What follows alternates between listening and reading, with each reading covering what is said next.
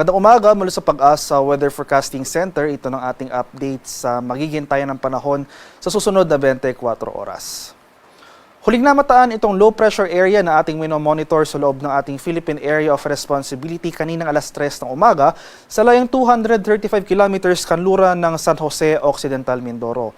Sa ngayon, hindi natin inaasahan na magiging isang ganap na bagyo itong low pressure area na ito, pero patuloy pa rin ito magdudulot ng makulimlim na panahon sa malaking bahagi ng Luzon. Samantala, ito namang easterlies o yung hangin na nanggagaling sa Dagat Pasipiko ay nakikita natin dito sa ating latest satellite images. Ito yung mga makakapal na kaulapan dito sa area ng Batanes at Babuyan Islands. So, over Cagayan Valley, asahan natin yung epekto ng easterlies. So, makulimlim na panahon at mataas sa tsansa ng pag-ulan.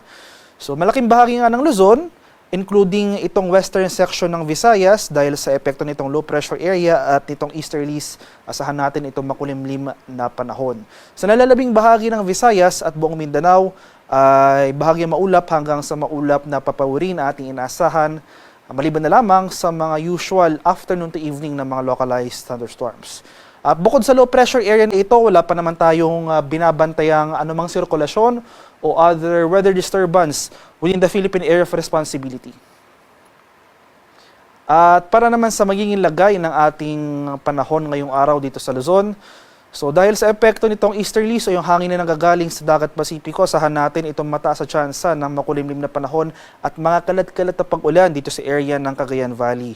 Samantala, dahil naman sa low pressure area dito sa may West Philippine Sea, sa may kanluran ng Occidental Mindoro, inaasahan pa rin natin yung makulimlim na panahon over most of Luzon. So kahapon ng 11 PM nag-issue na tayo ng final weather advisory para sa low pressure area na ito. So nangangahulugan na masihina na yung mga pag-ulan na ating mararanasan. Wala na tayong inaasahang mga tuloy-tuloy at mga malalakas na pag-ulan o na dulot nitong low pressure area. So ayun nga, makakaranas pa rin po tayo ng makulimlim na panahon ngayong araw at mga pag-ulan, pero yung intensity ay mas mahina na as compared sa mga nakarang araw.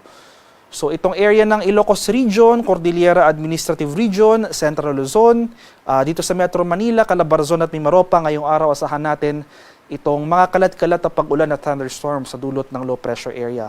Improving conditions naman or improving weather conditions sa ating mararanasan over Bicol Region.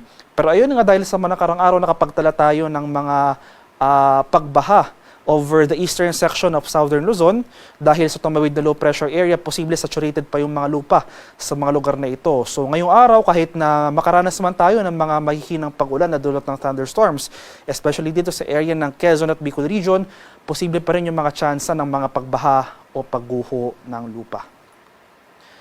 Samantala, sa areas ng Palawan, Visayas at sa Mindanao, dahil nga sa low pressure area, magpapatuloy itong mga pag-ulan at makulimlim na panahon dito sa Palawan at Western Visayas. So improving weather conditions na rin na ating inaasahan dito sa Central at Eastern Visayas.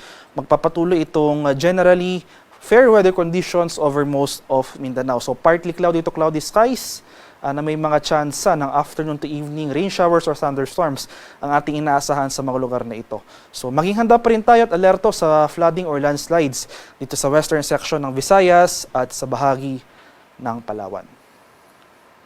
Sa kalagayan naman ating karagatan, sa kasalukuyan, walang nakataas na gale warning sa anumang baybay na ating kapuluan at banayad hanggang sa katamtamang pag-alon ang mararanasan sa malaking bahagi ng ating bansa. Gayunpaman, iba yung pag-iingat pa rin sa ating mga kababayan na maglalayag sapagkat kung meron tayong offshore thunderstorm activity, asahan natin yung pagbugso ng mga malalakas na hangin, kaakibat nito yung bahagyang pagtaas ng ating mga alon. At para naman sa ating 4-day weather outlook, so sa mga susunod na araw, simula Tuesday to Friday. So sa ngayon nga, yung analysis natin para sa low pressure area ay unlikely. So napakalit yung chance na maging bagyo ito within the next 24 hours. Generally, gagalaw ito sa mga susunod na oras, generally westward or pakanluran papalayo sa ating bansa.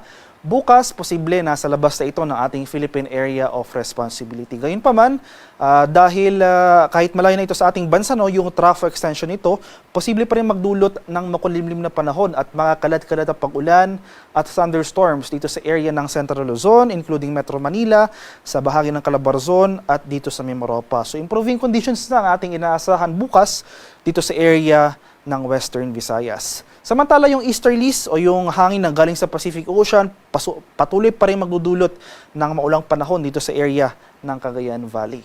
Pagsapit naman ng Miyerkules hanggang sa Biyernes, patuloy na lalayo itong low pressure area sa ating kalupaan.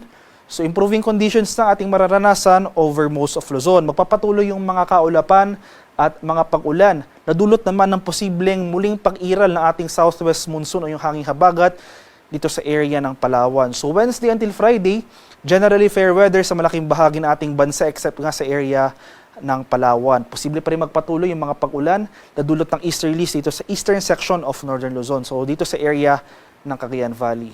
So for the rest of the country, throughout the rest of the forecast period, ay generally fair weather ang ating inaasahan. Partly cloudy to cloudy skies, pero hindi nakakahulugang wala na tayong pag-ulan na mararanasan. Nandiyan pa rin yung mga usual afternoon to evening na mga rain showers or localized thunderstorms. Kaya patuloy na umantabay sa mga localized advisories tulad nga ng thunderstorm advisory sa posibleng i-issue ng Pag-asa Regional Center sa ating mga lokalidad. At ang haring araw sa Kamunilaan ay sisikat mamayang 5:45 ng umaga, lulubog naman mamaya sa 5:58 ng hapon.